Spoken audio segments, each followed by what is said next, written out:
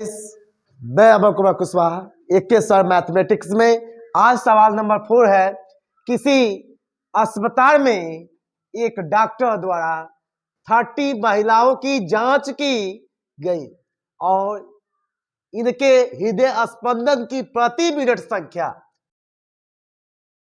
Note करके नीचे दर्शाए अनुसार संक्षिप्त रूप में लिखी गई। एक उपयुक्त विधि चुनते हुए इन महिलाओं के स्पंदन हृदय स्पंदन की प्रति मिनट माध्य संख्या ज्ञात कीजिए। कहा है बच्चे उपयुक्त विधि, तो उपयुक्त विधि से माध्य कहा है, मतलब हम 3 नियम जानते हैं। एक तो जानते हैं क्या, प्रत्यक्ष विधि, दूसरा कल्पित विधि और तीसरा क्या है, पग विचलन। तो बच्चे ध्यान दें, हम प्रत्यक्ष विधि हम बेहतर तरीके से बता दिए हैं। उसके बाद कल्पित माध्य कल ही बताए थे और आज हम पग विचलन माध्य से यह सवाल को बता रहे हैं। ध्यान से बच्चे समझने का प्रयास करेंगे तो समझ में आएगा। तो ध्यान दें, सबसे पहले इसका चार्ट क्वेश्चन में दे दिया है पहले से। हृदय स्पंदन की प्रति मिनट माध्य संख्या दे दिया है और महिलाओं की संख्या दे दिया है। तो देखेंगे 65 से 68 का महिलाओं की संख्या 2 दिया है, ऐसे ही प्रत्येक दे दिया है, टेबल में दिखाई दे रहा होगा। तो जो ऊपर वाला यह दिया है ना 65 से 68 से 71, यही क्या है, वर्ग अंतराल है। और महिलाओं की संख्या क्या है, वही बाता यानी FI है। तो सॉल्यूशन हम करेंगे, जैसे टेबल बनाना है पग विचलन विधि से हमको क्या क्या ज्ञात करना है, हमारे दिमाग में होना चाहिए। क्या ज्ञात करना है, ए ज्ञात करना है, FI तो दिया हुआ है, FI इसका योग दिया हुआ है, XI ज्ञात करना है, DI ज्ञात करना है, UI ज्ञात करना है और तब FI और EY का आपस में इंटू करके इसका भी टोटल हमको योग ज्ञात करना है, तब जाके पग विचलन माध्य विधि से हम ज्ञात कर पाएंगे। तो बच्चे ध्यान देंगे, सबसे पहले XI हम ज्ञात करेंगे। टेबल पहले से हम ड्रा कर चुके हैं, ध्यान दें। सबसे पहले XI हम ज्ञात करेंगे।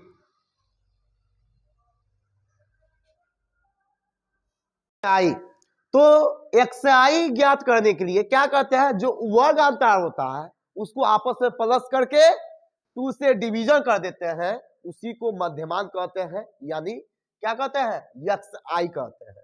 तो ध्यान दे बच्चे, यह दोनों को आपस में प्लस करेंगे और 2 से डिवीजन करेंगे, तब जाके तो 8 और 5 कितना हो जाएगा, 13 और 6 6 12 और 1 13। किसका डिवीजन किया जाता है, 2 का। तो इसका अर्धक करेंगे, कितना हो जाएगा, 6, एक कैरी जाएगा, कितना हो जाएगा बच्चे, 6, फिर से कैरी कितना बचेगा, 1, यदि पॉइंट में 5।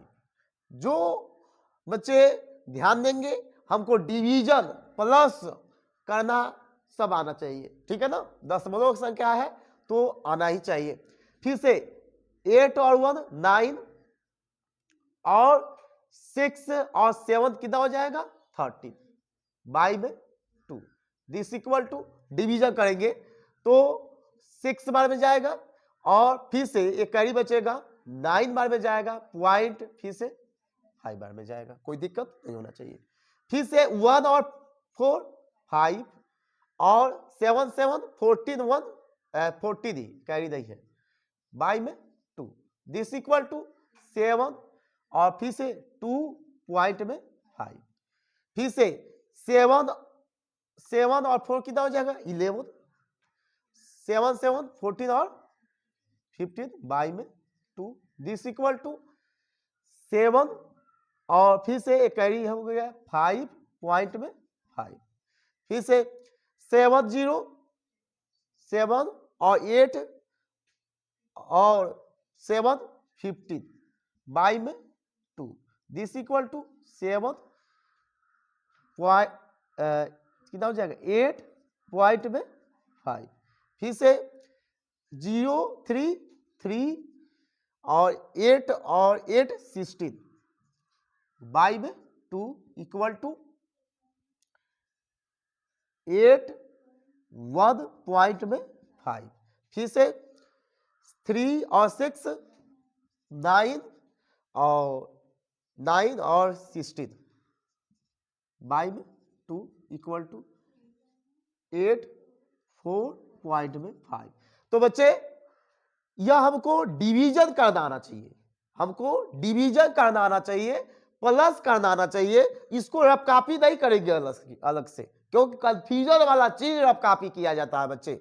यदि हाई स्कूल में हो तो ये इसको डायरेक्ट प्लस करके 2 से डिवीजन करके जो हो बगल में जैसे किए हो वैसे लिख लिया जाता है, ताकि हमको कम टाइम ही लगे और बेहतर तरीके से उसको कर भी पाए। उसमें कंफ्यूजन कहाँ से होगा जब दोनों प्लस करके 2 से देखो लिख भी लिए है, दोनों प्लस करके 2 का डिवीजन कर दिए है, डायरेक्ट सामने दिखाई दे रहा है, सामने लिखे हैं। तो फिर से आगे हम समझेंगे बच्चे, फिर से आगे समझने का प्रयास करेंगे। क्या DI, DI कैसे ज्ञात किया जाता है? पहले तो ए हमको ज्ञात किया जाता है, तो देखेंगे वर्ड मध्यवाद 1 2 3 4 5 6 7 7 दिया है, मतलब विषम दिया है, तो बीच वाला बता देंगे। दिस इज क्या हो जाएगा? ए हो जाएगा। क्या हो जाएगा? ए। 1 2 3 इधर है, 1 2 3 इधर है, तो दिस इक्वल टू इसी को क्या कहेंगे? ए कहेंगे। क्या कहेंगे? ए। डायरेक्ट हमको फाइंड हो गया। यदि सम दिया रहता तब कंफ्यूजन होता किसको माने, तो उसमें भी कोई कंफ्यूजन नहीं है। बीचों वाला में दो मिलेगा बीच में, उसको दोनों में से कोई भी मान सकते हैं। चलो हम पहले से ऐसा हम समझा चुका हूं कल्पित विधि में, ठीक है। आगे चलेंगे। DI XI माइनस ए, डायरेक्ट हम लिखते जाएंगे 66.5 माइनस में ए का मतलब अभी माने हैं 75.5। दिस इक्वल टू 5 में से 5 0 पॉइंट नहीं, इसमें से यह घटेगा ना, यह ज्यादा है। 5 में से 5 0 और 5 में से 6 नहीं जाएगा। यदि 15 में से 6 घटाएंगे 9, फिर से यहां पर 6 में से 6 0, और चूंकि यह माइनस है, ज्यादा है, तो माइनस साइन हो जाएगा। फिर से वैसे ही 69 देखेंगे, XI पहले है, ये बाद में है, जैसे दिया है वैसे ही लिखेंगे। 69.5 माइनस में ए का मतलब 75 माइनस में नहीं 75.5, इसमें से घटाएंगे यदि माइनस साइन रहेगा। 5 में से 5 0 पॉइंट, फिर से 15 में से इसमें से घटाए ना, 15 में से 9 गया 6, फिर से उतना ही होगा, ठीक है ना। और साइन क्या रहेगा? माइनस। फिर से इसको 72.5 में से क्या घटाना है? 75.5, ये भी माइनस में आएगा। 5 में से 5 गया 0 पॉइंट दिया, पॉइंट लिखेंगे। और यहां पर कितना बचा? 5 में से 5 गया 0, फिर से 5 में से 2 गया, कितना होगा? 3, और किस में होगा? माइनस, क्योंकि ज्यादा यह है ना। फिर से यह तो 0 हो जाएगा। 75.5 माइनस 75.5, दिस इक्वल टू 0। सब लिखे हैं, इसको भी लिख लेंगे, लिखने में क्या है।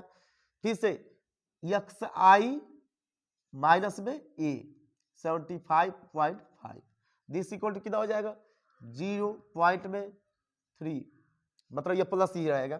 फिर से 81.5 माइनस में 75.5, दिस इक्वल टू 0 पॉइंट में 6, प्लस में ही रहेगा क्योंकि 81.5 ज्यादा है। फिर से 84.5 माइनस में 75.5 घटा देंगे 0 पॉइंट में 9, ध्यान देंगे बच्चे, दिस इक्वल टू 9।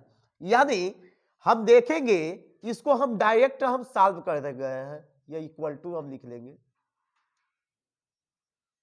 ध्यान देंगे, इसको डायरेक्ट हम सॉल्व करते गए हैं, इसको अब कॉपी भी करने की आवश्यकता नहीं है यदि हमको समझ में आ रहा है तो बच्चे। तो इतना दो हम XI भी ज्ञात कर लिए, DI भी ज्ञात कर लिए। इसीलिए हम चाहते तो डायरेक्ट DI न लिख के UI लिख दिए होते, लेकिन कैलकुलेशन हम इसी में करने के लिए ऐसा स्टेप एक और खाना बना दिए, क्योंकि DI में ही यच का डिवीजन करना। तो हमको यच अब नया चीज हो गया, क्योंकि कल्पित विधि में यच नहीं दिया था, तो यहां पर यच दिया। तो सोचेंगे यच क्या है, यच कुछ है नहीं बच्चे, जो वर्ग अंतरा दिया होता है, जो वर्ग अंतरा दिया होता है उसी का अंतर होता है, ज्यादा में से कम माइनस कर दिया जाता है। 68 में से 65 माइनस कर देंगे 3 मिलेगा, वही यच होता है। ओके, तो यच का हमको कंफ्यूजन नहीं होना चाहिए कि यच किसको मानेंगे, क्यों मानेंगे, नहीं, जो भी वर्ग अंतरा दिया होगा, वर्ग अंतरा दिया होगा मतलब इक्वल होगा, और उसी का अंतर ही क्या होता है, यच होता है। तो दिस इक्वल टू, हम डायरेक्ट करें या लिख के, -9 बाई में क्या है 3, दिस इक्वल टू -3 हो जाएगा ना, -6 बाई में 3, दिस इक्वल टू -2, -3 बाई में 3, दिस इक्वल टू -1, फिर से 0 बाई में 3, दिस इक्वल टू 0। पढ़े हो ना पढ़ने संख्या बाई के रूप में होता है, ऊपर कुछ भी हो सकता है, नीचे बाई में 0 नहीं होता है ना। तो दिस इक्वल टू 0 को किसी भी संख्या से डिवीजन किया जाता है तो हमेशा क्या होता है, 0 ही होता है।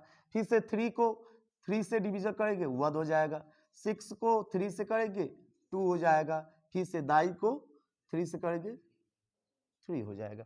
याद है हमको ui भी ज्ञात हो गया, और यदि ui हम देख रहे हैं तो आसान हमको हो गया। अभी हम दशमलव में आया था, फिर से हमको दशमलव हट गया।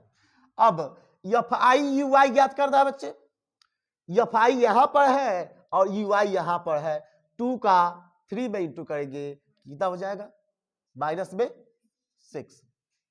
ध्यान देंगे 4 का 2 में इंटू होगा कितना हो जाएगा, 8 हो जाएगा, चूंकि साइड माइनस है माइनस हो जाएगा।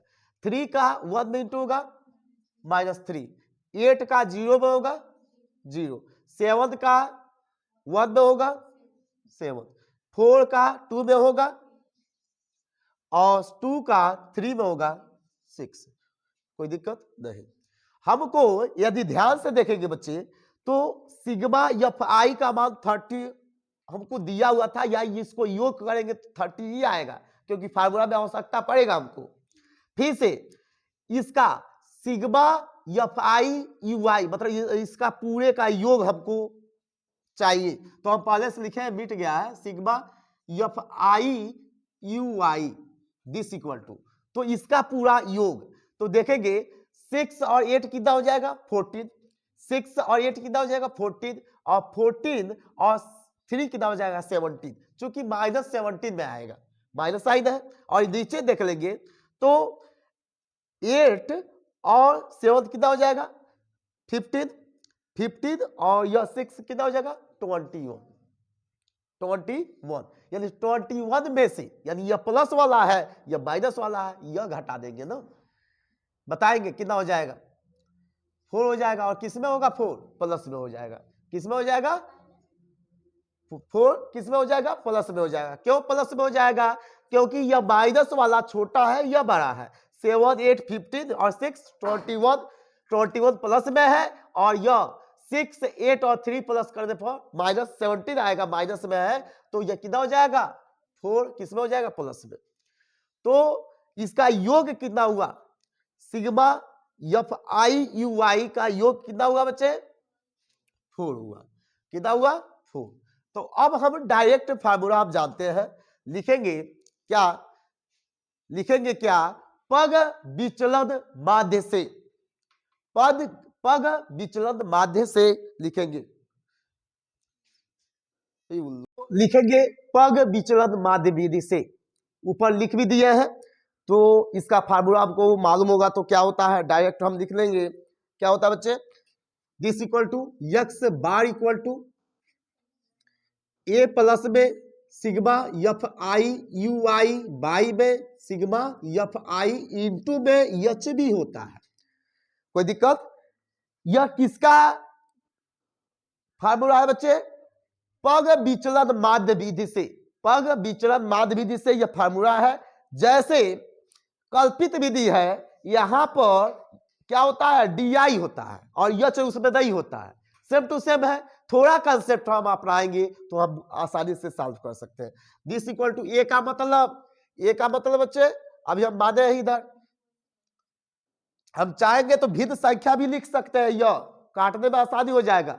151 बाई में 2, चलो कोई बात नहीं, कितना है 75.5 है ना, प्लस में सिग्मा एफ आई यू आई का मान कितना आया है 4, बाई में सिग्मा एफ आई का मान पहले से 30 दिया हुआ है, इंटू में एच का मतलब 3। ध्यान देंगे बच्चे, तो 3 से यह 30 कट जाएगा, दिस इज 1 बार में, दिस इज 10 बार में। अब ध्यान दें, यदि और काटेंगे तो 2 से कट जाएगा 2 बार में, 2 से कट जाएगा 5 बार में, यानी दिस इक्वल टू कितना बचा 75.5 प्लस में 2 बाई में 5। अब क्या करें, यह एलसीएम लेने से बेहतर है कि 2 को डिवीजन करते हैं 5 से।